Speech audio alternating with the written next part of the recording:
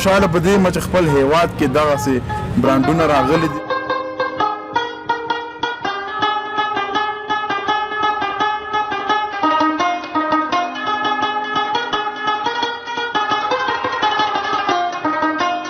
موږ خو فعلا امریکې هېواد ته 4 ځل صادر کړي دي، تاجکستان ته صادر کړي، ازبکستان ته، قزاقستان ته کړي دي.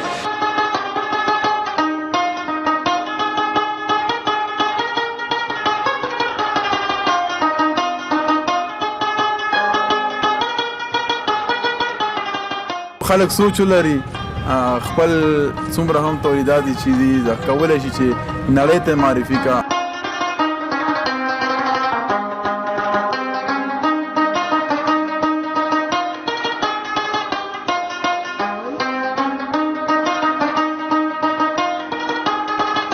چې څومره هم د تولیداتو د دې هغه انډورسمنټ هغه به یې نو خپل هیواد کې به دومره نه وو دا شیان.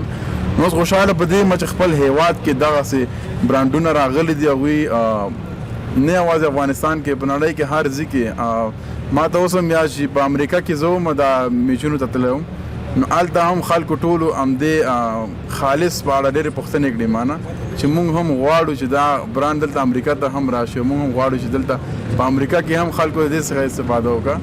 نو انشاءالله یو ښه سټارټ دی او په دې هیله چې انشاءالله آینده کې هم دا ډېر کامیاب شي او نه یوازې افغانستان کې نړۍ هر ځای کې د افغانستان برانډونه یي او خلک یې ښه په نوم یادوي او ښه په خوشحالۍ سره اخلي. دا هم پېژني چې افغانستان هم خپل تولیدات لري، دغسې کمپنیانې لري چې هغوی هلته نو دا خو کمپنۍ پورې اړه لري. مخکې خو دا شیان ډېر زیات کم وو، خلکو به نه غوښتل چې خپل برانډ امبیزډر یو داسې شخصیت کې چې هغه نړۍ پیژني، خلک یې پیژني. او دغه سوچ هم شاید مخکې ډېر نه و په افغانستان کې چې دوی خپل دا مشهورتیا په داسې لارو وکړي چې خلک په نړۍ کې ډېر مشهوره وي او خپل برانډ یو بل لیول ته ورسوي.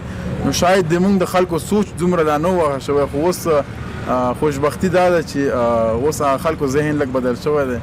او ما خپله هم شروعات اول د افغان بیسیم نه وکړه چې زه هغوی سره سفیر وټاکل شوم. هغې نه وروسته انعام بهار چې مونږ لاسلیک وکړه سره. نو همدغسې که خلک سوچ ولري خپل څومره هم تولیدات دي چې دي کولی شي چې نړۍ ته معرفي کا، خپل تولیدات نور په هیوادونو کې وروپېژني او په خلکو وپېژني.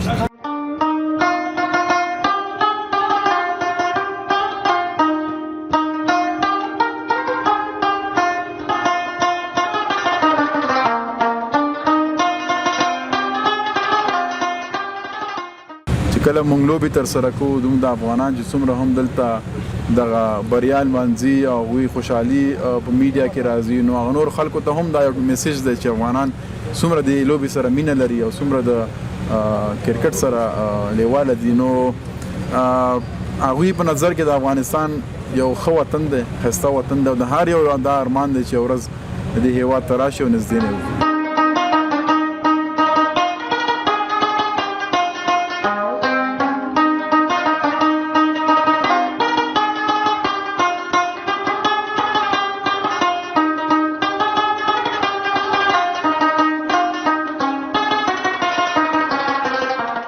الحمدلله ډېر زیات خوشحاله یم او ما غونته ډېر ځوانان دي چې په دو نوي فابریکې او یا شرکتونه چې جوړ شوي دي مصروفه دي. دا غوښتنه ده چې راسي او خپل ملک کې پانګونه وکړي، ځکه چې ډېر ځوانانو ته او ډېر ځوانانو ته دا زمینه مساعده کېږي چې دلته کار وکړي. ټولو ملي سوداګرو شتمنو همدا هیله کوو چې راسي په خپل وطن کې سرمایه ګزاري وکړي، دلته پانګونه وکړي. ډېر ځوانانو ته ډېر ځوانان بیکاره دي، هغو ته د کار زمینه برابره سي تر څو موږ په خپل وطن کې ځوانان بوخت ولرو او له مهاجرت او له هغه لارې چې ډېرې خطرناکې دي ځوانان پرې روان دي له هغو څخه وژغورل سي.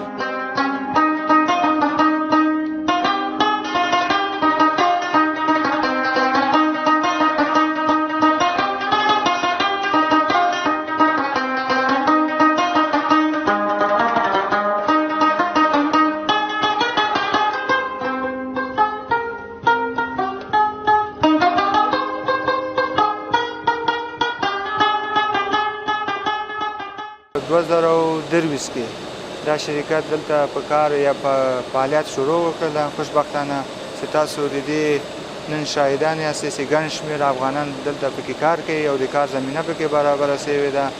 مخکې موږ صرف خالص شودې او قیماق درلوده. اوس نیک بخته موږ 9 شودې لرو چې یو خالص شودې، بل هاپي دی او د دې ترڅنګ 4 ذایقه داره شودې چې توتې زمیني، بادام، پیسته او خرما دا لرو ذایقه داره شودې، او یو قلم نور قیماق لرو چې دا خپله په داخل د افغانستان کې د خپله د افغانانو په لاس باندې تولید کیږي. او همداسې باید یادونه وکړم چې موږ مخکې کلو کې به افغانستان ته له ایران او پاکستان همسایه هېوادونه واردات لرلو لبنیاتو برخه کې. اوس الحمدلله له افغانستان د نورو هېوادو ته موږ صادرات لرو، لکه امریکې ته، ازبکستان او تاجکستان ته موږ خپله د همدې فابریکې نه همدغه قیماق چې موږ یادونه وکړې د نوبهار خالص قیماق موږ صادر کړي دي. تقریبا په مرکزي دفتر کې یا پروډکشن کې دلته چې موږ سره کار کوي، مارکیټینګ کې، پروډکشن کې، اداري برخه کې ټول 100 تنه دلته کار کوي. د دې ترڅنګ بېلابېلو ولایتو کې نو موږ سره خپل افغانان هلته کار کوي. نو که ټوټل جمع کړو په شمول د ولایتو 214 تنه موږ سره افغانان د کار زمینه ورته برابر شوي موږ سره کار کوي. موږ خو د برق مشکل تاسو وینئ عملا دا اوس موږ غټ جنراتورونه په ډېر پیسو باندې اخیستي دي. د دې ترڅنګ د تیلو مصارف زیات دي. که چېرې موږ ته دولت برق راکړي نو خامخا د موږ مصارف هم کمیږي. موږ به د خپل پروډکټ چې دی د دې قیمت به هم راټیټوو او خپل هېوادوال به په کمه بیه باندې ترلاسه کوي.